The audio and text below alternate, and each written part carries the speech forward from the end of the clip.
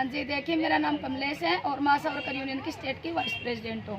Sir, हमारा 7 अगस्त से लगातार धरना चल रहा है। हमारी 2 बार सरकार से प्रतिनिधिमंडल की बातचीत हो चुकी है, लेकिन सरकार हमारी बात को सिरे चढ़ाने के मूड में नहीं है।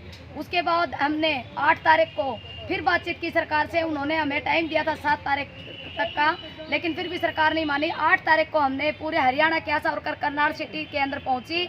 वहां भी हमें एक लिखित में चिट्ठी दी है, लिखित में कि 20 तारीख को सीएम साहब हमारे प्रतिनिधिमंडल से बातचीत करेंगे और हमारी मांगों के ऊपर गौर करेंगे। तो हम 20 तारीख तक हमारे सिंबॉलिक धरने चलेंगे इसी तरह से, और साथ साथ हम अपना काम कर रहे हैं।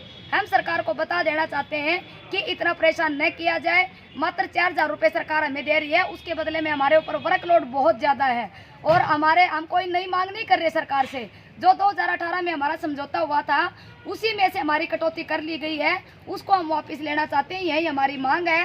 तो 20 तारीख को सरकार हमारी मांग को मान ले, नहीं तो 20 तारीख को अगर सरकार हमारी बात नहीं मानती है तो 22 तारीख को हम गोहाना के अंदर एक बहुत बड़ी रैली करेंगे। उसकी तैयारियां हम कर रहे हैं। और उसके बाद बड़ौदा जो चुनाव हो रहा है, बड़ौदा के अंदर जितने भी गांव आते हैं उसमें हम घर घर जाके हम पोल खोल अभियान चलाएंगे। सरकार जो नीतियां अपना रही है वो बिल्कुल गलत है।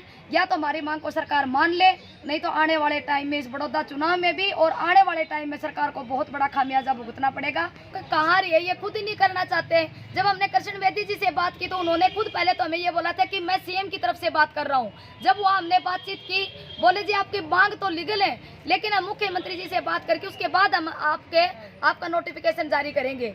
ठीक है जी, आप मुख्यमंत्री जी से बात कर लीजिए। लेकिन 7 दिन का फिर हमारा टाइम निकाल दिया गया। हमें नहीं पता ये स्वास्थ्य मंत्री की तरफ से गलत हो रहा है या सीएम की तरफ से गलत हो रहा है, लेकिन गलत आशा वर्करों के साथ हो रहा है। आज की महंगाई को देखते हुए सर आप बताइए, हम 4000 रुपये में हमारे बच्चों को कैसे पढ़ाएं, कैसे हमारे घर का खर्चा हम चलाएं, और हमारी ड्यूटी 24 घंटे होती है। इससे एक्स्ट्रा काम भी हम कोई नहीं कर सकते, इतना काम हमसे लिया जा रहा है। जैसा कि आपने कहा कि सीएम के आश्वासन के बाद आपने अपना जो हड़ताल थी उसको ख़त्म कर दिया था, तो इस बारे में क्या कहेंगे? हाँ जी, हमने अपनी हड़ताल को इसलिए खत्म किया था कि उन्होंने भी आश्वासन दिया था कि आपकी मांगों को मानेंगे, और उसके साथ साथ आशा वर्कर एक रीढ़ की हड्डी के रूप में काम करती है स्वास्थ्य विभाग का। हमारी पब्लिक भी परेशान थी, हम नहीं चाहते कि हमारी पब्लिक परेशान हो। पब्लिक की परेशानी को देखते हुए और आश्वासन को देखते हमने वापस लिया था, अपनी हड़ताल वापस ली थी। लेकिन जो सरकार इतना लंबा टाइम ले रही है ये बिल्कुल गलत है। 20 तारीख तक हम वेट करेंगे। हो सकता है अगर सरकार नहीं मानती तो आगे आने वाले टाइम में हमें दोबारा भी हड़ताल पे जाना पड़ सकता है। तो मतलब कि सरकार की किस मंशा की ओर आप इशारा करना चाहेंगे, क्योंकि आपको आश्वासन दिया गया, दोबारा से आपकी किसी बात पर गौर नहीं किया जा रहा? मनसा तो इनकी गलती है, इसीलिए तो ये आप हमारी मांग की तरफ ध्यान नहीं दे रहे। अगर अच्छी मनसा होती तो हमें धरनों पे जाने की जरूरत ही नहीं होती, क्योंकि धरना कोई शौक नहीं होता। मजबूर होकर हम हड़ताल पे गए थे, क्योंकि हमारा जो 2018 में समझौता हुआ था उसी में से कटौती की है। नई मांग तो सर हम कर ही नहीं रहे। तो जो बड़ौदा उपचुनाव में है वहाँ पर आशा वर्करों की क्या भूमिका रहेगी?